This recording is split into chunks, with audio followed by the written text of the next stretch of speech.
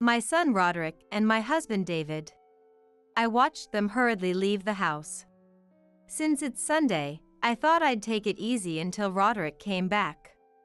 As I was hanging up the laundry, I heard the phone ring. "Hello, is this the home of Roderick?" A woman's voice came from the other side of the line. "Is this Roderick's family?" "Yes." I couldn't grasp the situation, but my heart started to race. "This is Ainsworth from Johns Hopkins Hospital. Roderick has been in an accident and has been brought here for emergency treatment." I felt my vision blur. The Roderick who just left the house so cheerfully. "We are about to perform emergency surgery. Hello? Are you okay?" The woman, who introduced herself as Ainsworth, asked, sensing my silence. "Yes, the hospital, right?" "Johns Hopkins Hospital. Please come immediately." "Yes." I replied quickly and hung up the phone. I have to get to the hospital quickly. As I got ready, I tried to contact David, but he didn't answer even after several calls. I called David's office. I explained the situation and asked them to connect me to David. However, they said David had not come to the office today. For now, I decided to head to the hospital. I kept telling myself that everything would be all right, and as I was about to leave the house, someone burst in.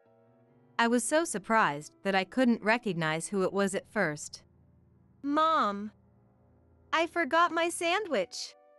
Seeing my surprise, Roderick looked at me with concern. "Mom? Did I surprise you by coming back suddenly?" A swirl of emotions flooded through me. "Mom!" Tears began to fall from my eyes. "Mom? What's wrong?" My name is Jeannie. I'm a 45-year-old housewife with a husband and a son. I graduated from the local high school and attended culinary school, but I didn't pursue a career in hotels or restaurants. Instead, I worked part-time at a fast food shop. My classmates went on to open their own restaurants or became famous chefs after years of hard work. But I didn't acquire any notable skills. However, I have no regrets. I now have a precious family. It may be a common story, but I'm happy. While working part-time at the fast food shop, I met my husband David. The shop I worked at also did deliveries, and I was in charge of them. David worked at one of the companies I delivered to. Since David ordered fast food almost every day, I assumed he was single, but I never imagined he would ask me out.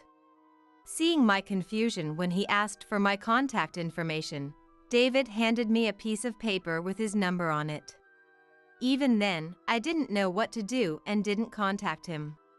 I thought things might become awkward, but David's attitude didn't change, so I gradually started to be aware of him. One day, when I went to deliver as usual, I didn't see David, and I realized I felt lonely. After a week of not seeing David, I decided to text the number he had given me. "I haven't seen you lately. Are you all right?" Even though it was just one sentence, I remember being extremely nervous. Will I ever get a reply? Maybe he doesn't even think about me anymore. While I was thinking that, a reply came late at night. It was nothing special. He had just been on a business trip. "I'll be back at the office next week, so please get me some delicious fast food then." Even though I wasn't the one making it, I felt happy. I couldn't wait for the short 2-day weekend to end and for Monday to come. And then, Monday. I took extra care in getting ready that day. I took an order, prepared the fast food to deliver to David's company, and headed there with a pounding heart. The moment I saw David, whom I hadn't seen in a while, my heart raced. My hands were trembling as I handed the fast food to David. After taking the payment, David quietly said, "Thank you for the text. Can I text you again?" I nodded vigorously. "See you then." David smiled and walked away. Watching his retreating figure, I realized I had fallen in love with him. From then on, David and I started keeping in touch, eventually dating, and then getting married. After our wedding, I continued working part-time for a while but quit when I became pregnant. Thus, I became a housewife, and my days were filled with household chores for my husband and our son, Roderick.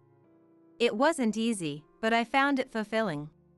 Roderick grew up healthy, and we became a picture-perfect happy family. It was around the time Roderick started middle school. David, who had been earning enough to support me and Roderick, got news of another promotion. Assistant director, they say. David mentioned with a sigh during our usual evening drink. That's amazing! While I was delighted, David seemed troubled. Aren't you happy? Since I had never worked in an office, I thought promotions were something to be happy about, but maybe it wasn't so simple. Well, yeah, I'm happy, David murmured, looking somewhat lonely. I'm sorry, I got excited all by myself. There must be something I don't understand. I thought it wasn't something to delve into deeply. Then David slowly began to talk. I'll be even busier. More business trips too. His voice was almost like a child's, seeking comfort. I'll miss you. Was he worried about me? Before we got married, David's job was quite demanding, with frequent business trips, overtime, and working on weekends. And I often expressed my loneliness. It wasn't just because I was young. I had made David worry a lot. Despite that, David's sincere responses eventually made me feel secure, and I became okay with not seeing him for days. David still remembered those times and sometimes checked my expression. Oh, I'm fine now. I have Roderick too. I tried to sound as cheerful as possible. No matter how busy you are, I'll be here waiting for you, and I'll keep this home a place where you can always feel at ease. I see. Finally looking at me, David smiled. Sensing my determination, David said nothing more. Later, David's promotion was confirmed, and we celebrated at home.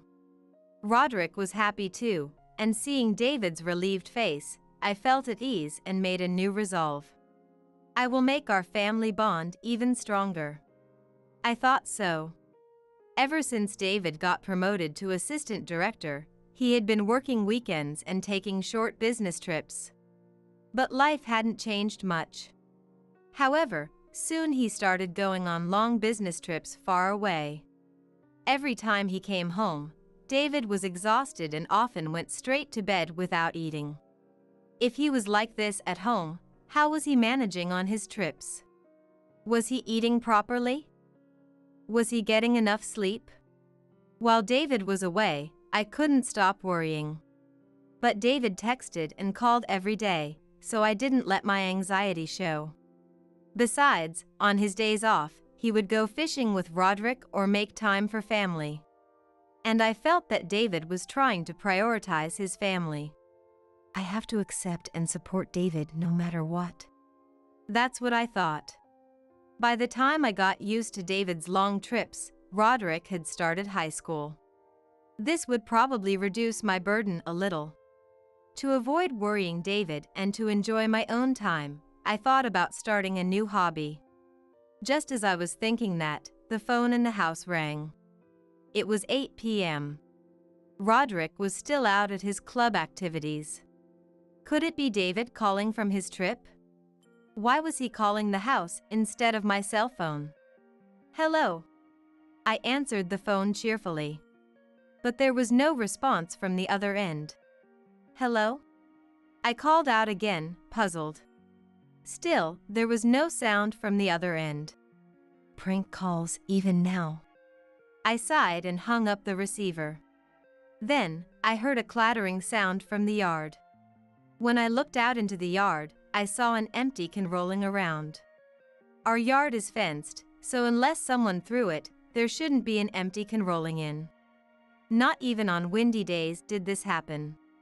That was the end of it for that day, but but silent calls and trash thrown into the yard continued occasionally. Not only that, strange letters started appearing in the mailbox. The letters were filled with the word curse, which was creepy. Wondering what to do, I first consulted with the neighbors, who told me that sometimes local elementary school kids play pranks.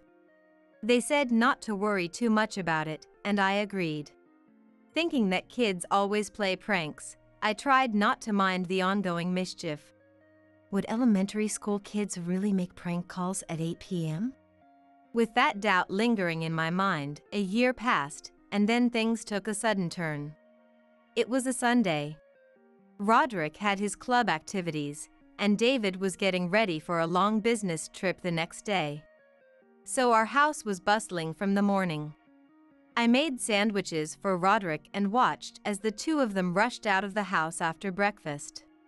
No sooner had I thought phew, I started the washing machine and began cleaning. It was Sunday, so it would be crowded everywhere. I decided to relax until Roderick came back. As I was hanging the freshly washed laundry, I heard the phone ring inside the house. It was just past 8 o'clock. Who could be calling at this hour? I thought it might be another prank call and hesitantly picked up the phone. Hello, is this Roderick's residence? A woman's voice came from the other end. She sounds like she's in a hurry, speaking a bit fast. Yes, it is, I replied cautiously. Is this Roderick's family? Yes. I couldn't understand the situation, but my heart started to race. My name is Ainsworth from Johns Hopkins Hospital. Roderick has just been in an accident and has been rushed here. My vision blurred. The Roderick who left home full of energy this morning. We're going to perform emergency surgery now. Hello? Are you all right? The woman who introduced herself as Ainsworth asks me, receiving no response. Yes, the hospital, right? Calm down, me. I try to tell myself, but it's not working. Noticing my confusion, perhaps used to situations like this, Ainsworth speaks to me in a calm voice. Johns Hopkins Hospital. Please come immediately. Yes. I reply hastily and hang up the phone. I understand the situation, but my emotions can't keep up. But I have to get to the hospital quickly. As I get dressed, I call David. I know I need to stay strong, but this is too big to handle alone. And Roderick is in a critical condition. I didn't want to worry David, but not telling him seemed wrong. Despite my internal excuses, I simply wanted to hear David's voice to ease my anxiety. However, no matter how many times I called David's phone, there was no answer. I debated texting, but if he didn't notice the calls, he probably wouldn't notice the text right away either. Maybe he stopped by the office before his trip. I decided to call David's office. Even though it's Sunday, someone might be working overtime. I explained the situation to the person who answered and asked them to pass the message to David. But to my shock, David hadn't gone to work and had no business trip planned. Already panicking about Roderick, now I had no idea where David was. I took a deep breath to calm myself. For now, I needed to head to the hospital. David's situation could be a communication mix-up. I decided to text him and wait for his reply. It's okay. I decided to protect this family and our home. Repeating this to myself, I was about to leave when someone rushed in. I was so startled that I couldn't recognize who it was at first. Mom!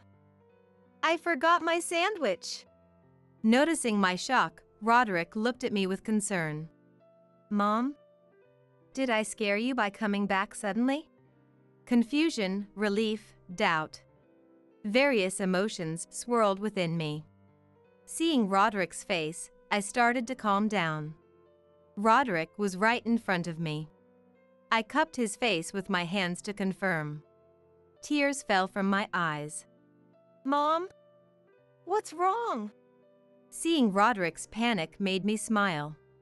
Roderick was okay. I slowly began to regain my composure. I told my club I'd be late, so I've got time. What happened? Seeing my tears, Roderick was concerned. When did he grow so big and kind? As I thought that, I explained about the call I received this morning. I was in an accident. But I'm so full of energy, Roderick said, jumping up and down to show it.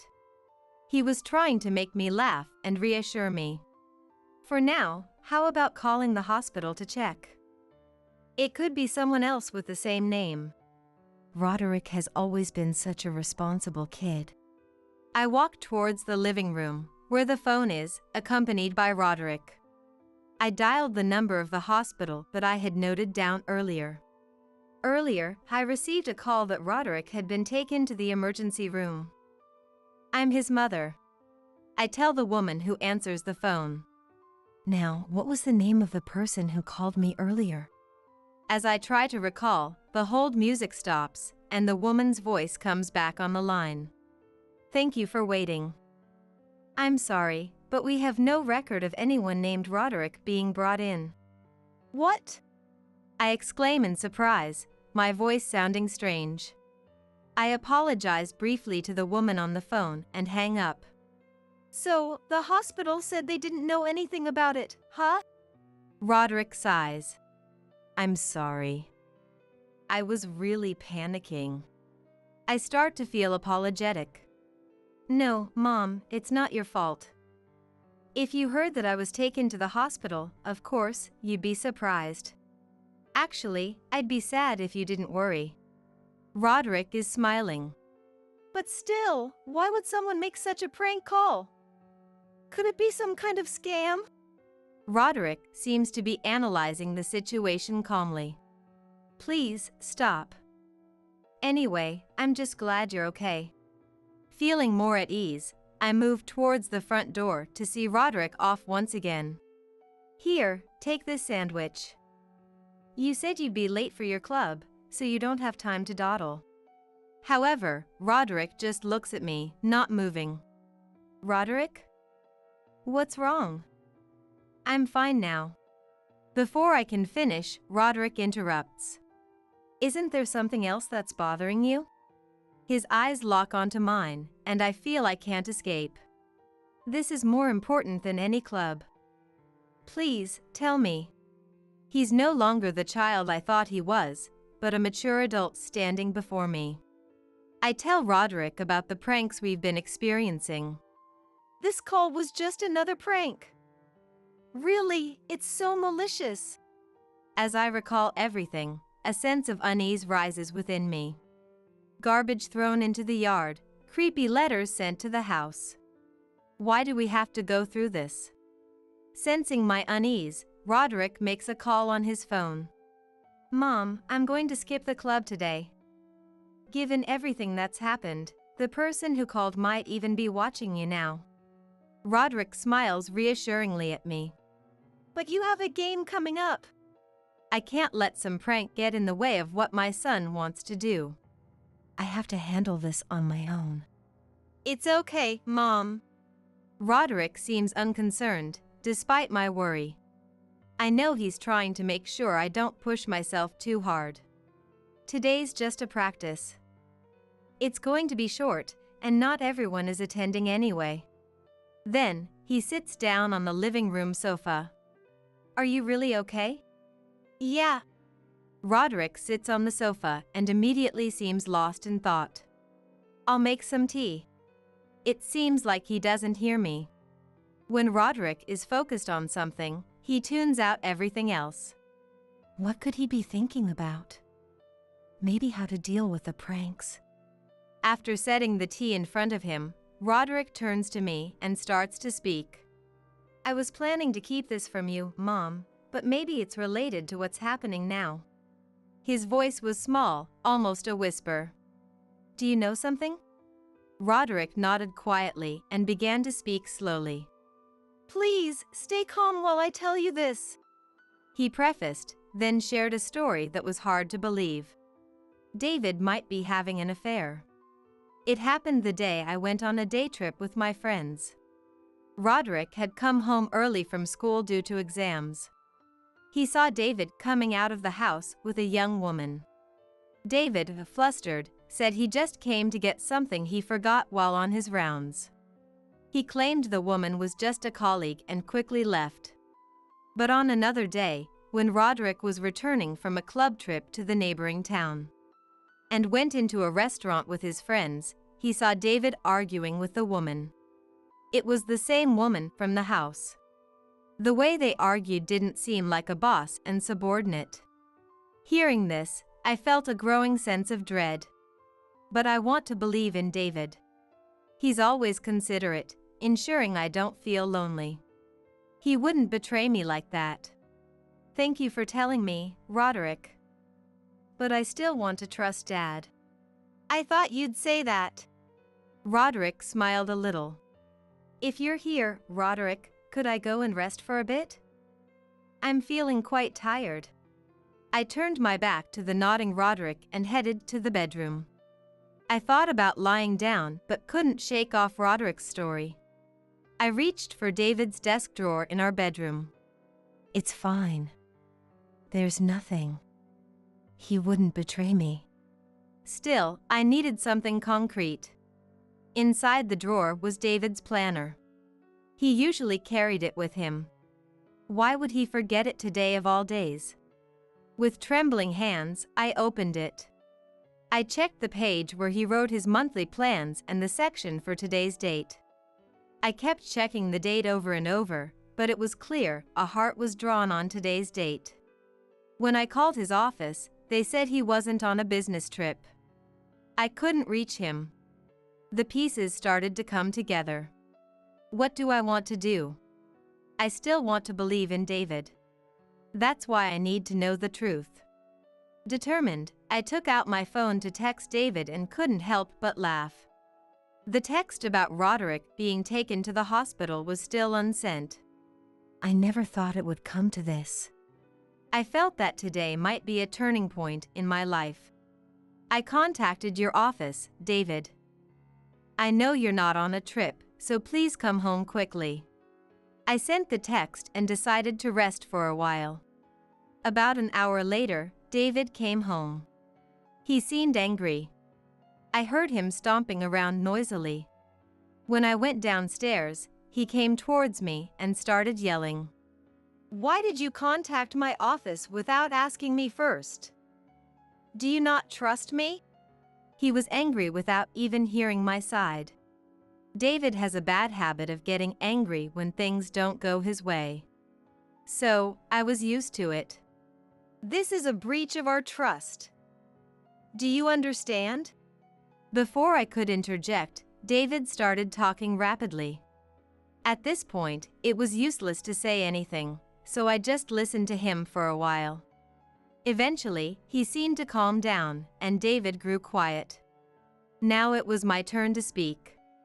This morning, I got a call saying Roderick was taken to the hospital. I thought I should let you know right away. David stared at me blankly. I tried calling your cell phone multiple times, but I couldn't reach you.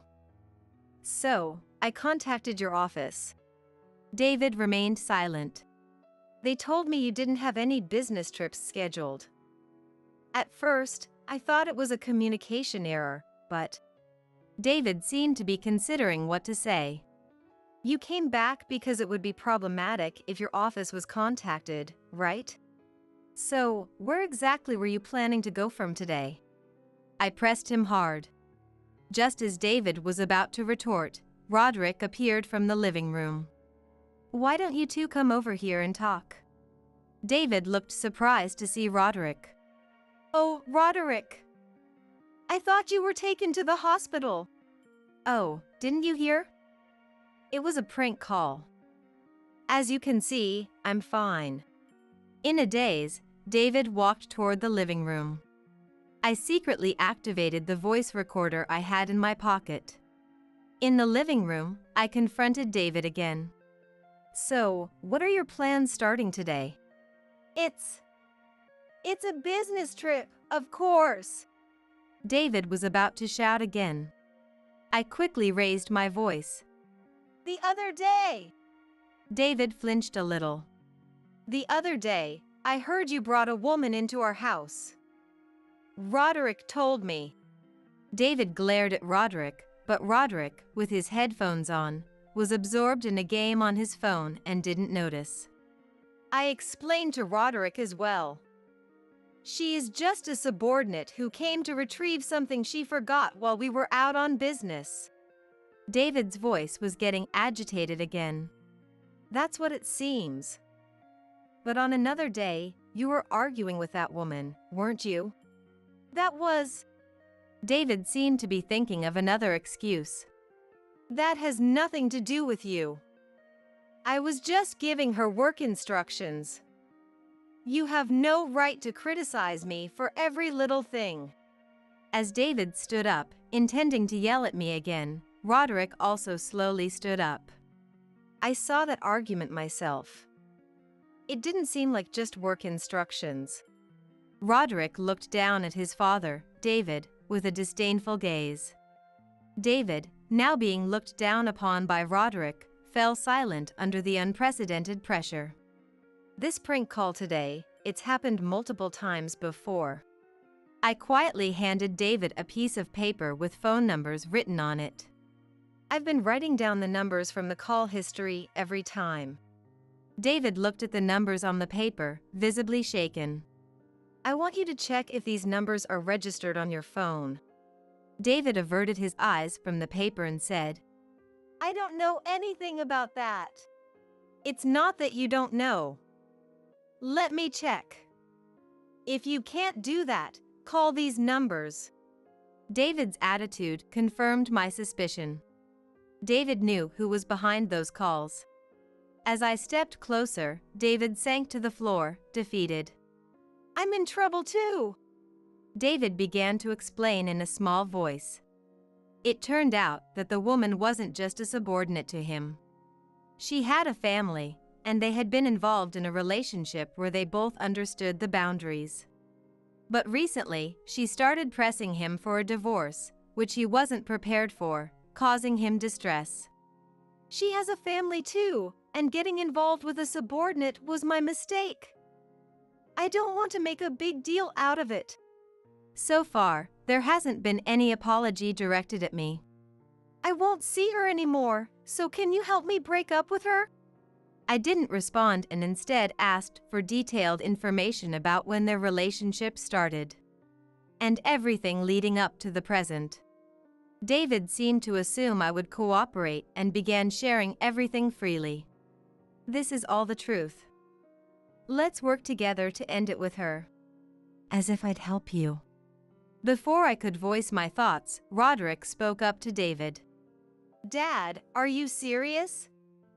This is the lowest thing you could ever do. David looked like he was about to cry, glancing between me and Roderick. Seriously, this is the lowest. Who do you think will help you? You got to be kidding me. David looked utterly confused, alternating his gaze between me and Roderick. I will be taking Roderick and going back to my parents' house. I'll handle the necessary procedures through my lawyer. With those words, Roderick and I left the scene. A few months later, our divorce was finalized.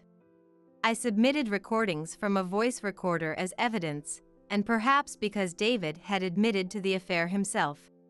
He readily agreed to my demands for compensation and child support. However, the woman David had an affair. Ainsworth was problematic. When I sent her a certified letter demanding compensation for the divorce due to her affair with David, she refused. After multiple reminders, the matter escalated to mediation, where she made outrageous statements. She claimed their relationship wasn't an affair but true love. She said there was nothing wrong since she was divorcing her husband to marry David. She even admitted to harassing me but argued it was my fault for not divorcing David sooner.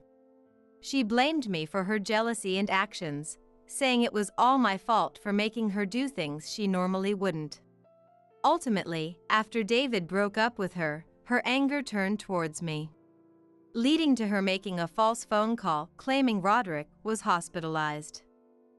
From her perspective, even that was somehow my fault. To top it off, she winked at me during the mediation, saying, "Thank you for leaving David." Of course, her arguments didn't hold, and she was ordered to pay the compensation I demanded in the divorce case. I felt a bit sorry for David, realizing he truly was in a difficult situation. Even her husband demanded compensation in their divorce, but she boldly stated, "Why should I pay? If anything, I should be receiving compensation for wanting the divorce." After the lawyer explained it clearly, her face turned pale, and I couldn't help but worry about her future. Seeing her write the agreement and the promissory note as instructed by the lawyer, she looked like a child being scolded by their parent while doing homework. David really got involved with a terrible woman. But I no longer had any desire to help or protect David. Everything was finally settled a few months later. The compensation from the divorce settlement with David and Ainsworth was paid in a lump sum, and with that money, Roderick and I left home and started living together. David quit his job. After the divorce, Ainsworth's advances became more aggressive, and their relationship became public within the company, making it difficult for him to stay there. Ainsworth also quit her job, almost stalking David. Concerned about Ainsworth's actions, David has been staying home more often. Even if he tries to find a new job, at his age, it's unlikely he'll find anyone willing to hire him. How do I know so much about my ex-husband? Well, I started working at a fast food restaurant again. Of course, we still deliver to David's old company. I don't make the deliveries, but my coworkers who do always bring back plenty of gossip. There's nothing scarier than rumors, I thought. Thinking that, I started packing up to leave work. Today is Roderick's turn to cook dinner. Now a high school senior, Roderick decided to attend a culinary school and eagerly prepares meals on his cooking days. Although we sometimes cook together, Roderick's culinary skills never cease to amaze me. Even though I've been a housewife for years, he's more efficient and makes tastier food than I do. Before I knew it, eating Roderick's cooking became the highlight of my day. I wonder what he's making for dinner today. As the city begins to dim and the lights in houses start to flicker on, I walk home. I see the light coming from my house and pick up my pace. There's a different kind of happiness in that room now. Smelling the delicious aroma of Roderick's cooking, I opened the door to our home where he was waiting. "Sarah, there's a burglary happening."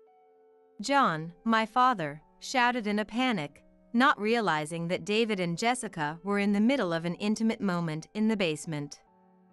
He had mistaken their passionate encounter for a break-in and locked the two of them in the room. As John frantically reached for the phone to call the police, I quickly intervened and revealed the shocking truth to him. Upon learning the reality of the situation, John's body trembled with rage, and he decided to summon Michael and the entire family to the basement. I couldn't forgive those two for betraying me. I was determined to make them experience hell. Driven by years of pent-up resentment, I was ready to unleash my wrath upon the unsuspecting couple. My name is Sarah, and I'm a 29-year-old who just got engaged last month. My fiancé, David, was my high school classmate. Although we didn't interact much during our student days, we reconnected after starting our careers. David had joined the workforce before I graduated from college, and he became my mentor at the company, guiding me through my new role. "I never thought you'd end up working at our company, Sarah. You were a top student with a knack for science, so I assumed you'd pursue a career in that field. I had no idea you were interested in publishing," he said. David was incredibly attentive and dedicated to his work. He patiently taught me the ropes and always had my back whenever I made mistakes. Despite being the same age, he felt like a reliable senior colleague, and I couldn't help but admire his dependability. David, you've really changed. Back in high school, you were more timid and unreliable. But now, you're completely different. You're so dependable that it's hard to believe we're the same age, I remarked. When I first joined the company, I addressed David by his last name. He did the same with me, and no one could have imagined that we would become so close. Hey, calling me timid is a bit harsh. But I guess I was more introverted back in high school, so I can't blame you for thinking that, he admitted. Everything changed during the welcome and farewell party for new employees. By chance, David and I ended up sitting next to each other, and he struck up a conversation with me. We bonded over nostalgic memories of our student days and discovered that we shared similar interests. Before we knew it, we started hanging out for drinks after work, and soon enough, we were on a first-name basis. As we spent more time together outside of work, I learned that David had an even greater love for books than I had imagined, and that he once aspired to be a novelist. Remember how I used to sit at my desk and write during breaks in high school? I was working on a novel to submit to publishing companies, he revealed. His words triggered a memory of David being honored at a school assembly. The quiet young man who sat at the edge of the classroom had achieved such an incredible feat. It was impossible not to be drawn to him. I was honored at that assembly because my novel had won the grand prize, he explained. I had never been particularly interested in novels. However, the thought of that shy young man pouring his heart and soul into a piece of writing piqued my curiosity. I wanted to see the work he had dedicated so much time and effort to create. And so, driven by mere curiosity, I decided to read his novel. As I delved into the pages, my perspective was completely transformed. The captivating storyline and the masterful craftsmanship left me utterly spellbound. From that moment on, my perception of him completely changed. I abandoned my plans to pursue a career in science and set my sights on working for a publishing company instead. My twin sister, Jessica, who had been following in my footsteps to study science, relentlessly complained about my decision. Why did you give up on that major tech company, Sarah? Didn't you say you were considering working there? She questioned, her voice laced with disbelief and frustration. Unlike me, Jessica was a flashy and attention-seeking individual. She belonged to the popular clique in our class, and I often found myself serving as her plain and unremarkable sidekick. When you compare Sarah to Jessica, Jessica looks like a total catch, I overheard our classmates gossiping. I know, right? She's got a great body, and her face is so stunning that it's hard to believe they're actually twins. Sarah's not bad, but Jessica is just too cute to even notice her. Another chimed in, their words dripping with admiration for my sister and dismissal of my own appearance. If I had to choose, I'd definitely go for Jessica. Sarah seems more like a good friend than a girlfriend, you know? A third voice added, cementing my position as the inferior twin in their eyes. Day after day, I endured being compared to Jessica and treated with disdain. Even our parents favored Jessica for her good looks, and our mother, Emily, was particularly blatant in her preferential treatment. While I could only gain attention through my academic achievements, Jessica was showered with praise for the smallest of actions. A little help with household chores earned her glowing compliments, and a mere smile elicited gushing exclamations of how adorable. I found myself both envious and exasperated by the constant fawning over Jessica. The first time I truly recognized the stark contrast in our treatment was back in elementary school. Since Jessica and I shared the same birthday, we always celebrated together. everyone would rush to congratulate Jessica, while my own birthday wishes always came as an afterthought. Emily was especially cruel in this regard. Happy birthday, Jessica. Oh, and you too, Sarah. You should try harder in your studies, she would say, her words devoid of any genuine warmth towards me. While Jessica basked in the exclusive attention and congratulations from Emily, I was left feeling neglected and yearning for my mother's approval. Determined to earn Emily's praise, I threw myself into my studies with a newfound fervor. Miraculously, I managed to achieve a perfect score on a test, a feat that filled me with pride and hope. If I show this to Emily, surely she'll, I thought to myself, my heart swelling with anticipation. That day marked our 10th birthday party, a celebration for both Jessica and me.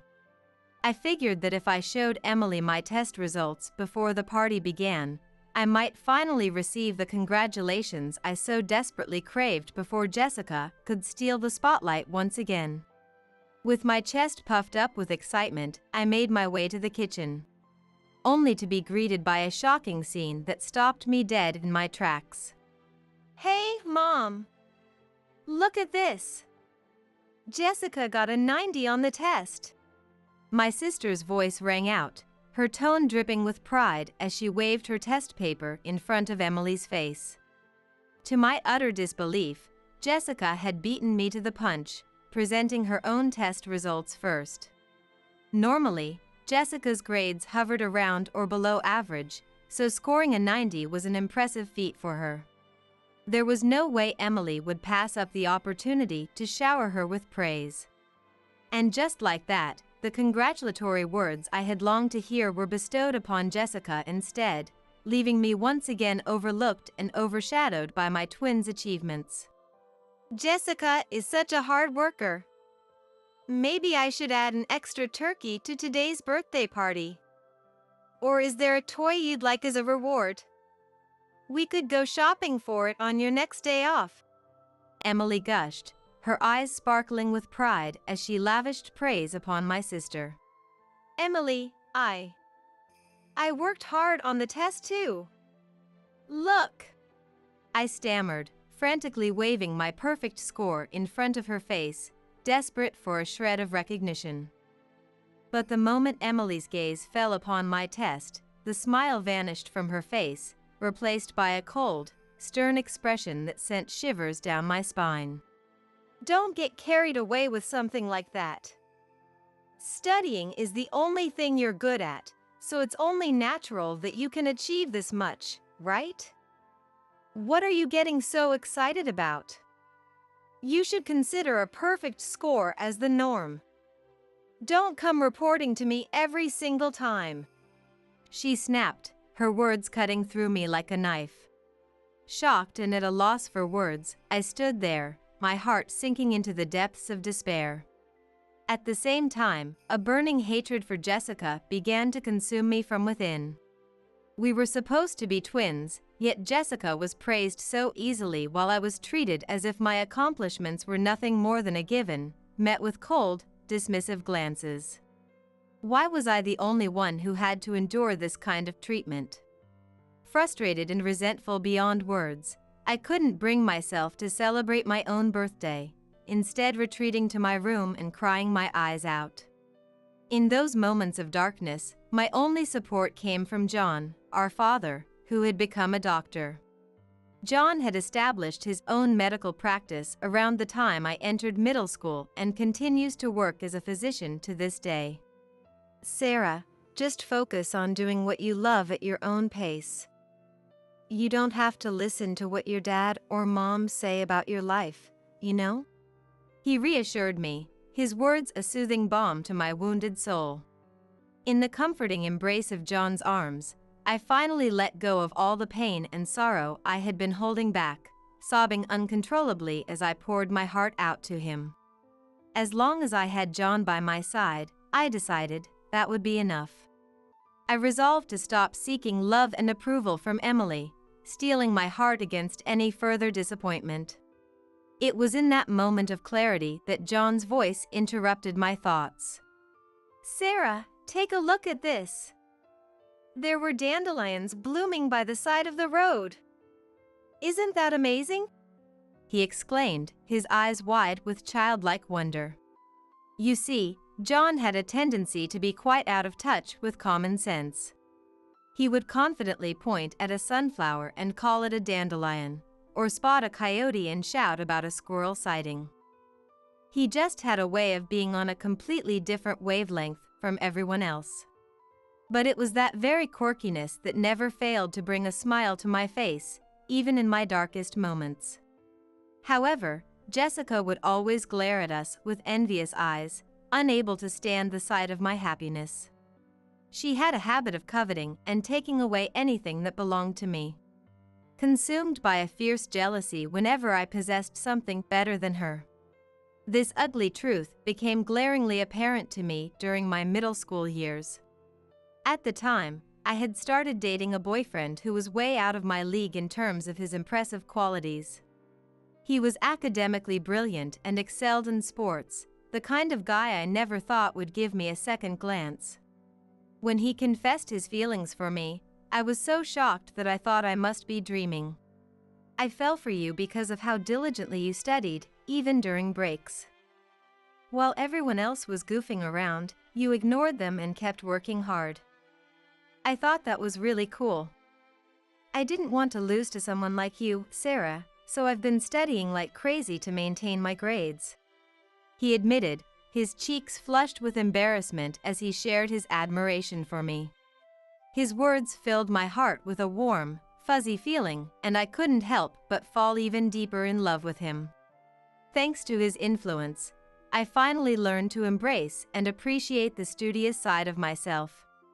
I vowed to cherish and treasure our relationship, determined to make it work. But just as I was basking in the glow of our newfound happiness, Jessica had to come along and ruin everything. I'm sorry. I kissed Jessica. My boyfriend confessed, his voice heavy with guilt and regret. His sudden confession left me speechless, my mind reeling as I struggled to process the words that had just left his lips. As I stood there, grasping for a coherent response, Jessica stepped in between us, shielding him from my inevitable wrath. It's not his fault. I couldn't help but fall for him. I just couldn't let him go.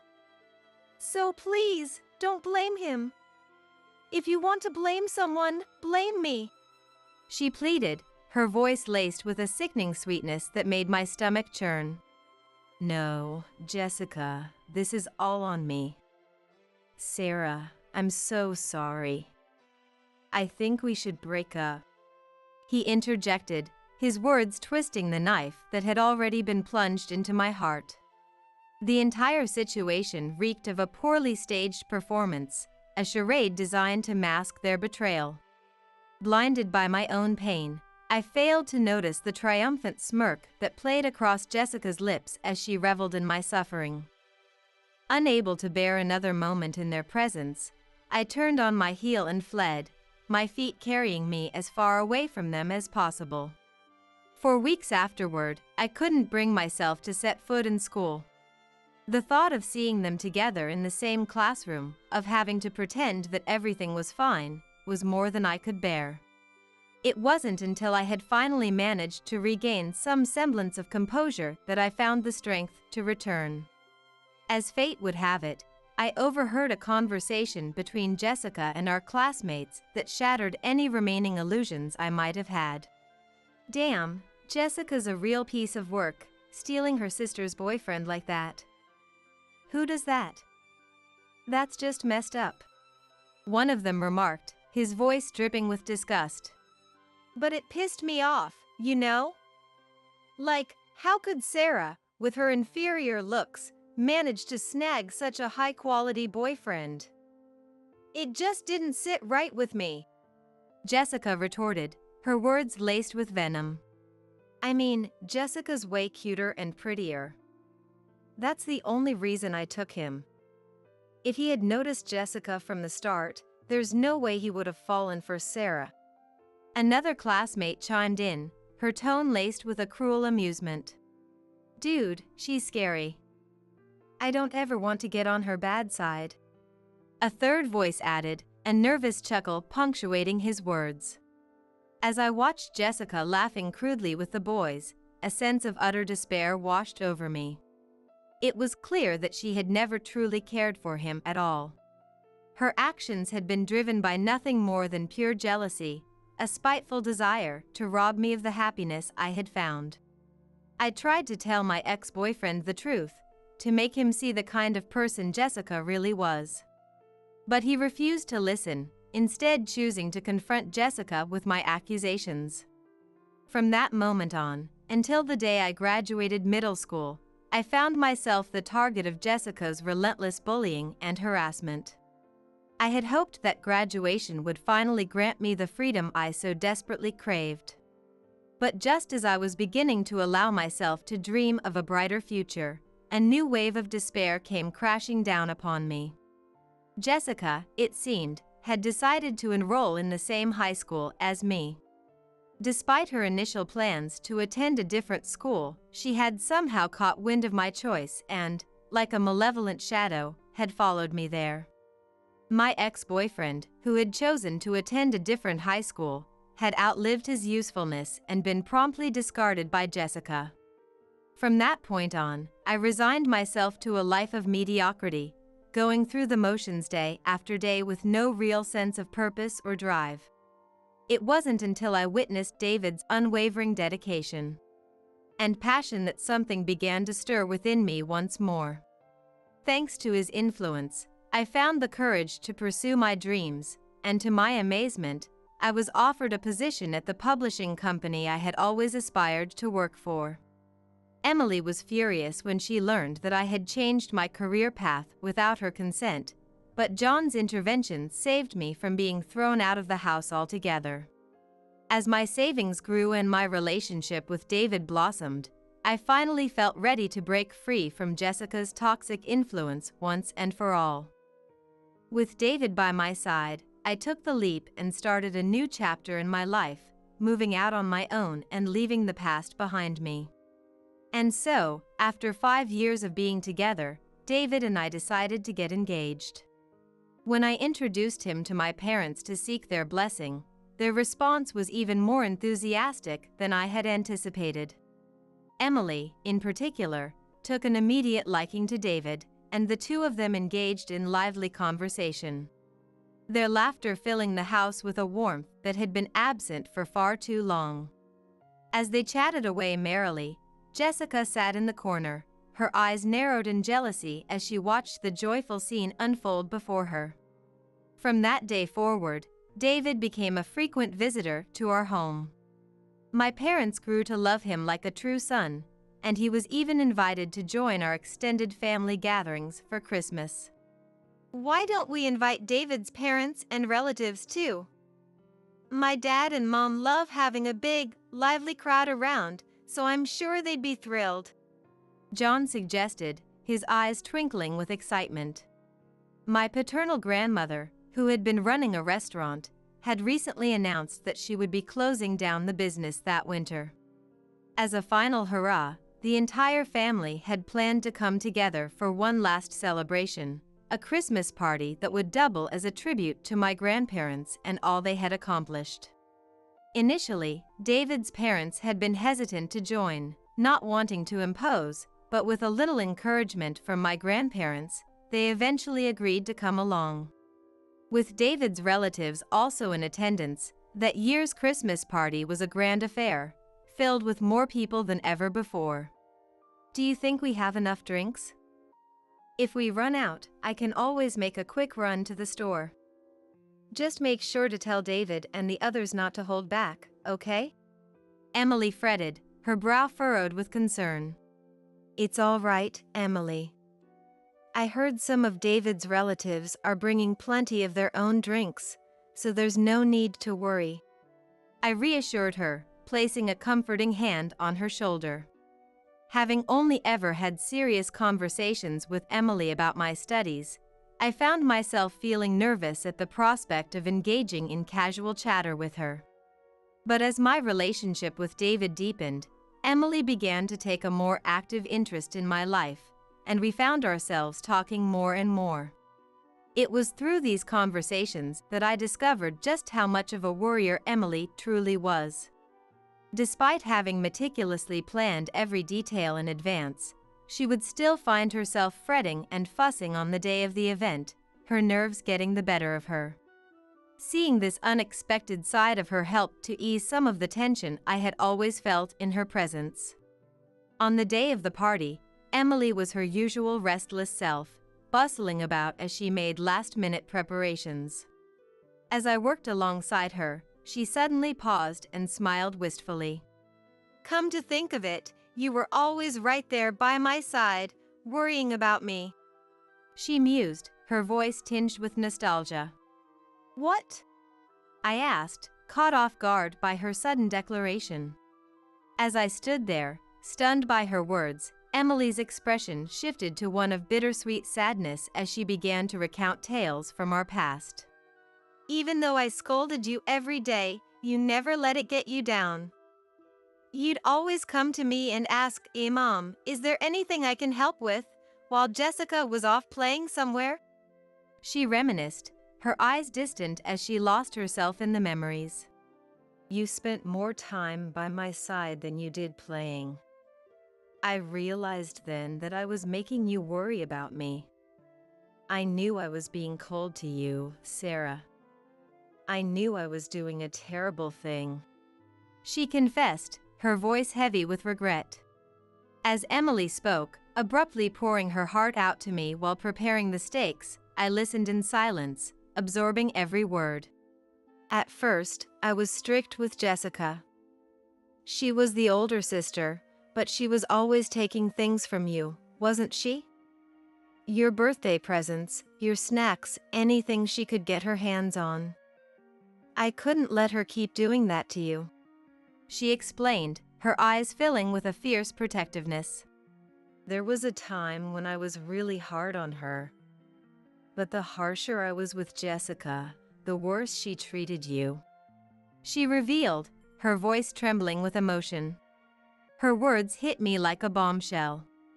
As I thought back, I remembered how, in the beginning, Emily would fix Jessica with a stern glare whenever she stole one of my toys.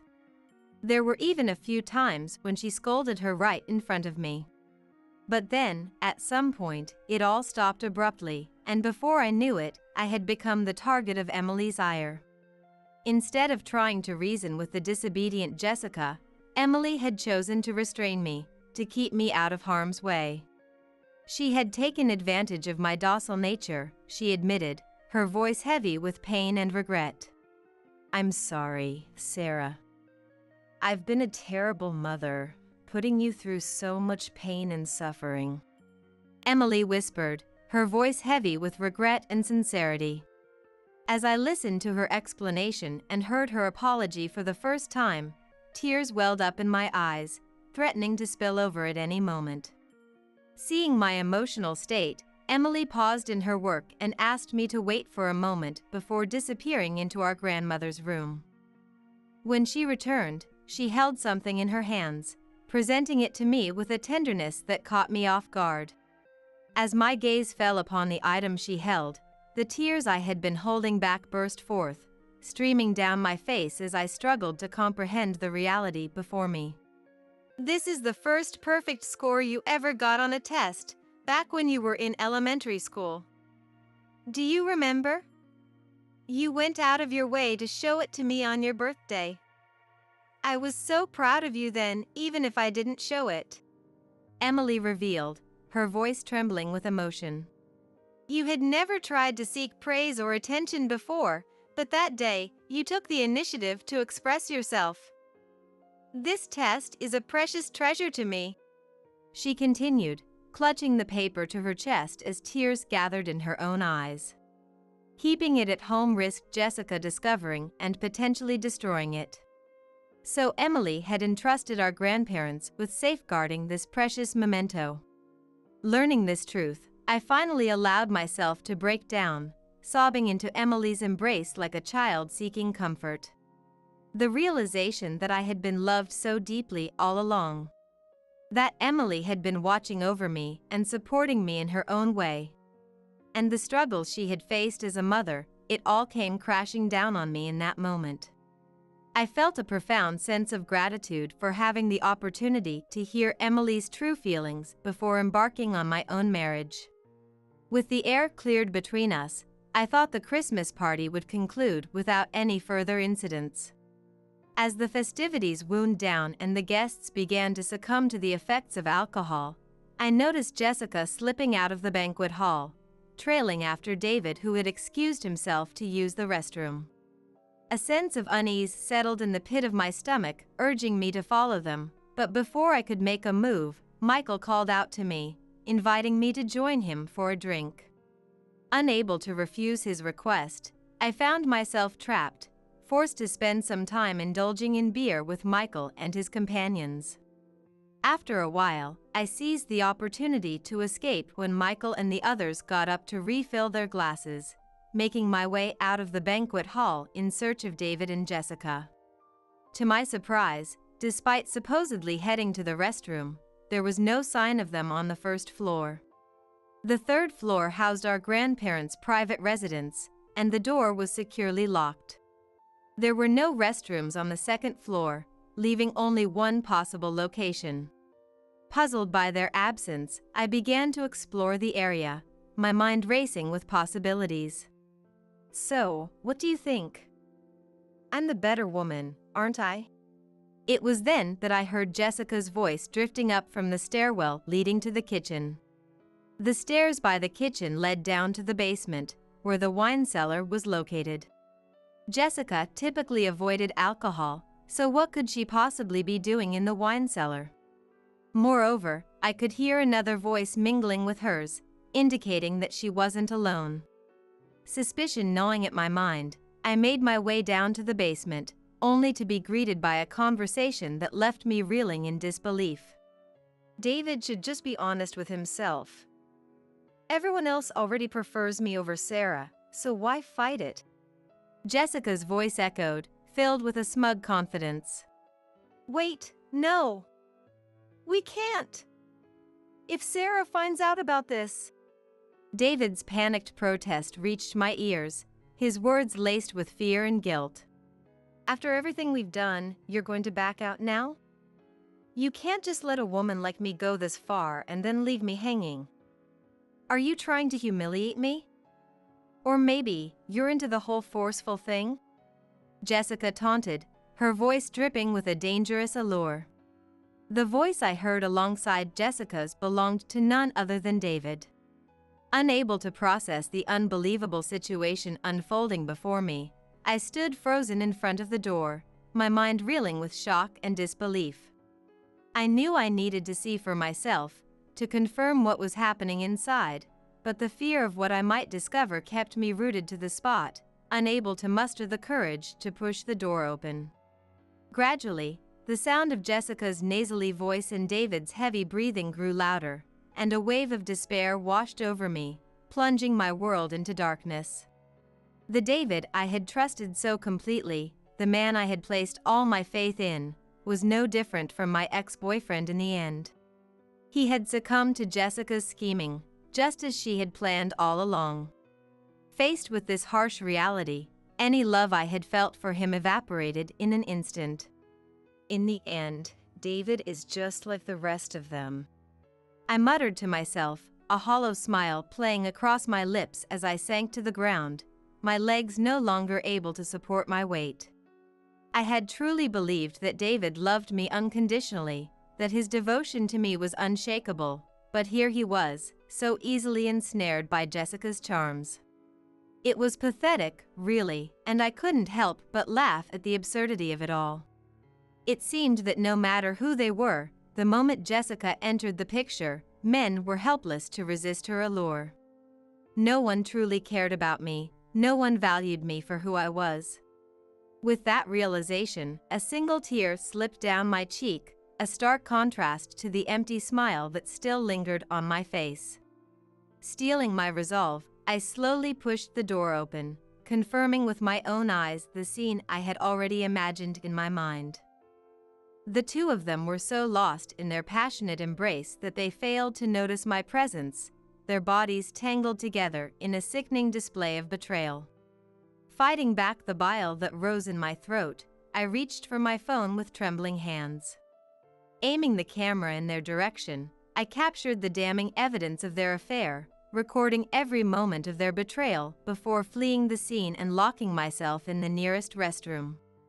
As I struggled to keep my composure, I silently congratulated myself for having the foresight to gather proof, my mind already racing with thoughts of what to do next. It was then that John emerged from the direction of the basement, his face etched with panic as he rushed towards me. "Sarah, there's a burglary happening!" he exclaimed, grabbing me by the shoulders as he blurted out his shocking revelation. Utterly baffled by his sudden outburst, I tried to calm him down and make sense of the situation, prompting him to explain further. "Emily said she wanted some wine, so she asked me to fetch a bottle from the wine cellar. I remembered we had some vintage wines stored down there. But when I went to the basement just now, I heard some strange noises." He rambled, his words tumbling out in a frantic rush. "Our restaurant is closed, so I thought it must be a burglar who snuck in to steal our wine, thinking no one would be around. I locked the door from the outside to trap them inside, so let's call the police. I'll go tell Emily and the others," John continued, his voice rising with each word. In his panicked state, John had failed to realize that the burglars he had trapped in the basement were none other than David and Jessica. But for me, this turn of events worked in my favor. Knowing that the two of them were now trapped and unable to easily escape, I stopped John from calling the police and instead filled him in on what I had just witnessed. Together, we returned to the banquet hall to share this shocking revelation with the rest of the family. An hour later, as David and Jessica finally finished their sordid affair and attempted to leave the basement, they found themselves faced with an unexpected obstacle. "What the? The door won't open," Jessica muttered, her brow furrowing in confusion. "What?" David replied, his voice laced with a growing sense of unease. Realizing that they had been locked inside, the two of them began to panic, their voices rising in a frantic cacophony of fear and desperation. Seizing the moment, I flung the door open with a force that startled them both, my eyes blazing with a fury that could no longer be contained. "David, what the hell do you think you're doing?" As the two of them emerged from the wine cellar, they were greeted by the sight of Michael and the rest of the family, all glaring at them with a mixture of shock and disgust. "Dad? What are you doing here?" Jessica stammered, her face draining of color as she took in the sea of angry faces before her. "Don't give me that bullshit. What the hell were you doing in there?" Michael roared, his voice shaking with barely contained rage. Judging by their ashen faces, it was clear that neither Jessica nor David had anticipated the entire family gathering outside the room the moment they stepped out. Unable to comprehend the gravity of the situation, they simply stood there, opening and closing their mouths like fish out of water, unable to utter a single word in their defense. "How do you plan on explaining this situation? Don't even think about trying to claim that nothing happened, because we won't buy it," I said coldly, my words cutting through the tense silence like a knife. At the sound of my voice, Jessica's head snapped in my direction, her eyes narrowing into a venomous glare. "What the hell is going on here? Are you the one who locked us in the wine cellar?" she demanded, her tone dripping with accusation, as if I were the villain in this twisted scenario. Despite the anger bubbling up inside me at her audacity to play the victim, I kept my composure, crossing my arms and looking down at her with a mixture of pity and disdain. "Don't get it twisted. It was John who locked the door, not me. I only heard about the situation from him. More importantly, what were you two doing down here in the first place?" I questioned, my voice laced with a sickening sweetness. You were cozied up together in the wine cellar for over an hour. Could it be that you were engaging in some suspicious activities? I pressed on, relishing in the way their faces paled even further at my insinuation. What? What the hell are you talking about? Stop making baseless accusations. David mentioned he was interested in wine, so I was just showing him around and unlocking the room. Jessica stammered, her words tumbling out in a panicked rush as she tried to defend herself against my allegations. Hearing her flimsy excuse, a bold, fearless smile spread across my face as I stepped closer to her, my eyes glinting with a wicked satisfaction. Oh, is that so? That's strange because I was under the impression that David hated wine. I mused, my voice dripping with mock confusion. What? Jessica breathed, her eyes widening in shock as the realization began to dawn on her. He tried it once a long time ago and couldn't stand the taste. Since then, he can't even handle the smell of it. He's even complained about it to my parents before. I explained, my words driving the final nail into her coffin of lies. Trapped by her own deceit, Jessica began to panic, her face growing paler by the second as she struggled to come up with another excuse. Beside her, David was visibly sweating, his brow furrowed in concentration as he desperately tried to think of a way to talk his way out of this mess. Unwilling to let them off the hook so easily, I pulled out my phone, ready to deliver the final blow that would shatter any remaining hope they had of escaping this unscathed. If you had been honest from the start, maybe things would be different. But since you're so determined to lie your way out of this, I guess I have no choice. Do you know what this is? I asked, my voice dripping with a sickening sweetness. That's... Jessica gasped, her eyes widening in horror as she realized what I was holding. What the? David choked out, his face draining of color as he stared at the screen in disbelief. There, playing on my phone, was a video of the two of them engaged in their earlier tryst. Their passionate moans and cries of ecstasy filling the air as their faces were clearly visible in the footage. Faced with irrefutable evidence of their betrayal, the two of them completely lost their composure, descending into a full-blown panic. Reveling in their misery, I couldn't help but laugh at their pathetic display, my words dripping with a mocking provocation. I thought you said you were just showing him the wine. What exactly is going on here? I'm just a dumb girl, so I don't really understand. Hey, big sis, care to enlighten me? What were you two doing down here? I asked, my voice laced with a sickening sweetness. No, it's not what it looks like. David forced me into it. He lured me down here and took advantage of me. Jessica blurted out, quickly turning on David and painting him as the sole perpetrator now that she realized there was no way to deny what had happened. David, caught off guard by her sudden betrayal, opened his mouth to defend himself. And soon the two of them were engaged in a vicious back and forth, each trying to shift the blame onto the other. That's not true. When I went to use the restroom, Jessica followed me and dragged me down here. She kept saying that she's liked me long before Sarah did and started coming on to me. She even started taking her clothes off on her own. David shouted, his voice trembling with a mixture of fear and desperation. I tried to refuse at first, but then she threatened me, saying, "Are you trying to humiliate me?" I didn't know what to do.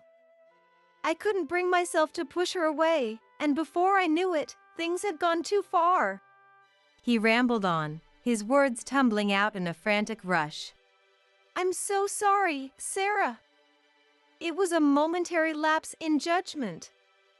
I deeply regret what I've done. Please forgive me. David pleaded, tears streaming down his face as he begged for my forgiveness. Seeing him reduced to such a pitiful state, my expression twisted in pain, and the words I had been holding back finally spilled from my lips. I trusted you.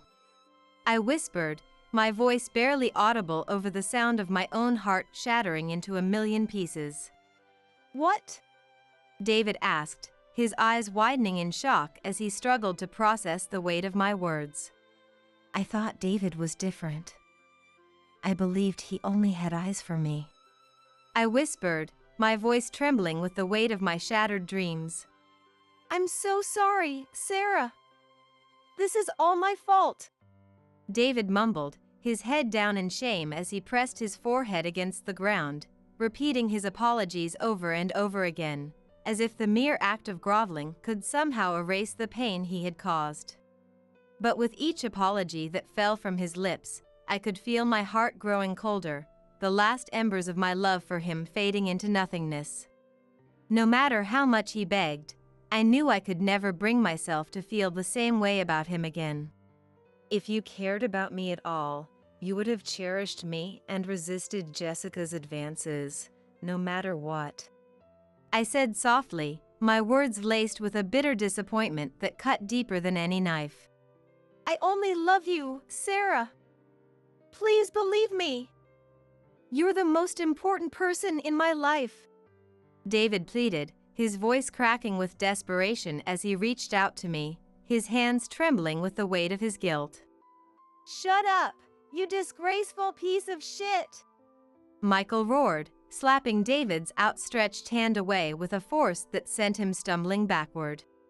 Michael was a man of unwavering integrity, fiercely loyal to his wife and utterly disgusted by infidelity and any form of promiscuity.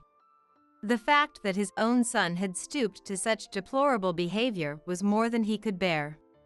With a face twisted in rage, he fixed David with a glare that could have frozen hell itself, his words dripping with venom as he tore into him without mercy. No matter what your reasons may be, to make the person you claim to love suffer like this. You're a failure as a husband and as a man. Someone who can't even cherish one woman has no right to speak of love. Michael bellowed, his voice shaking with barely contained fury. That's right. Do you even understand the gravity of what you've done? Another relative chimed in, their words laced with disgust and condemnation. To think you could still utter such words after we've seen this. You've got some nerve. A third voice added, their tone dripping with disdain. As Michael's family joined in the chorus of condemnation, their voices rising in a cacophony of anger and disappointment, it became clear that they shared his intolerance for deception and betrayal. Perhaps it was because Michael himself was so steadfastly against straying from the righteous path that he found David's weakness in the face of another woman's advances so utterly unforgivable. Faced with the full weight of his family's fury, David crumpled under the onslaught of their words, collapsing to the ground in a pathetic heap as he struggled to find the words to defend himself. That's right. Even if I was the one who approached him, none of this would have happened if David had just firmly rejected me. Jessica interjected, her voice dripping with a sickening sweetness that made my stomach churn. The problem isn't that I made a move on him, but that he was too weak to refuse me. You should be reflecting on your own shortcomings, not blaming others. I was only trying to test the depth of your love for Sarah. She continued, her words so utterly divorced from reality that everyone present could only stare at her in disbelief, their eyes wide with shock at the sheer audacity of her claims. What the hell are you saying? I asked, my voice barely above a whisper as I struggled to wrap my mind around the utter nonsense spewing from her mouth. In response, Jessica reached out and grasped my hand, her eyes shining with a twisted sort of pride as she spoke, as if she truly believed she had been acting in my best interests all along. Sarah, I'm so sorry. If only I had realized sooner what a fickle man David was, I could have spared you this heartache. I never imagined he could be such a spineless, pathetic excuse for a human being. She cooed, her voice dripping with false sympathy that made my skin crawl. From now on, I'll be the one to find you a man truly worthy of your love. So promise me you won't fall for any more trash like him, okay? Just listen to what I say, and everything will be fine. She continued, her words so utterly delusional that I could feel my patience wearing thinner with each passing second. Just as I was about to open my mouth to put her in her place, a dull thud echoed through the wine cellar, the sound of flesh striking flesh with a force that left everyone stunned. Don't you dare pretend you were doing this for Sarah's sake. How dare you spout such utter bullshit? Emily roared, her hand still raised from the slap she had just delivered to Jessica's face. Jessica stood there, her mouth agape as she cradled her reddened cheek, too shocked by the sudden pain to utter a single word in her own defense. But Emily was far from finished, her eyes blazing with a fury that I had never seen before as she continued to tear into my sister without mercy. Acting for Sarah's benefit? Don't make me laugh. You've never done a single thing for her sake in your entire life. To think you could do something so despicable and still try to shift the blame onto others. She seethed, her words dripping with a venom that left Jessica trembling in the face of her wrath. No one is buying your lies anymore. I won't let you pull a stunt like this ever again. From now on, I'll be the one protecting Sarah. So do us all a favor and stay the hell away from her. Emily declared, her voice ringing with a fierce protectiveness that brought tears to my eyes. It was the first time I had ever seen her unleash such raw, unbridled anger on Jessica, the first time she had stood up for me so clearly and unequivocally. Overwhelmed by the sheer force of her love and the depth of her commitment to my well-being, I couldn't help but choke back a sob, my heart swelling with a gratitude that I had never known before. What do you mean? You're trying to act like a proper mother now after being so harsh on Sarah all this time? Just because the relatives are watching, you're putting on a good face. I'm the way I am because you pampered me, and I can't measure my worth any other way because you kept comparing me to Sarah. Stop acting like you're not at fault. Emily, shocked by these words, looked taken aback, and John stepped in front of Jessica to protect Emily. You're right, we might have raised you the wrong way. But did Emily ever say it was okay for you to do this? Do you think Sarah would be happy seeing you act like this? Every time you get scolded, you use someone as a shield to escape getting hurt. You're just a coward, always running away, blaming others. Everything you're facing now is because of what you've sown. It was the first time John yelled at her, and Jessica, trembling in fear. I had never heard such a low, intimidating voice from John, who usually seemed out of touch with common sense. Even I was taken aback, and my tears stopped. You've crossed a line that shouldn't be crossed as a human. You will be punished accordingly. Punished?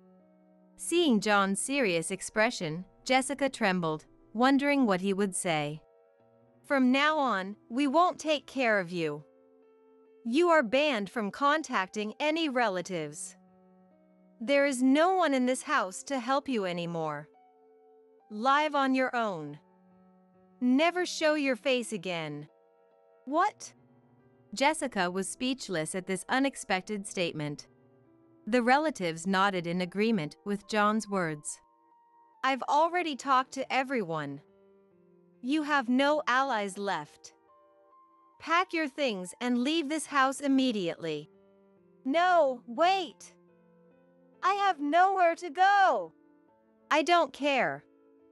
If you're saying it's our fault for pampering you, then we'll treat you harshly from now on. So leave. Never come back to this house. Wait. Please. Sarah, I'm sorry. I won't do this again. I'm reflecting on my actions. So please, convince Dad and Mom. Don't abandon me. We're the only twin sisters. I don't want such a sad farewell. Please, forgive me? Realizing the gravity of the situation, Jessica cried and apologized, desperately clinging to my sleeve. But my feelings didn't waver, and I shook off her hand. It's too late to cry now. It's disgusting. I've never thought of you as my sister, not even for a moment. What? Neither you nor David should ever appear before me again. If you do, I'll make you see hell. And I'll definitely demand compensation in court from both of you. Don't think you can get away with this by crying. Wait. Please, Sarah. Listen to me. Hearing about the court compensation, Jessica turned pale and desperately reached out to stop me. But my parents blocked her path, and Michael and the relatives glared at her, all of them giving her cold stares. Seeing this, she seemed to give up, and with a powerless drop of her head, I left the scene. Thus, I ended my engagement with David and cut off my sisterly ties with Jessica. After that, I sued Jessica for compensation. As John declared, Jessica was disowned.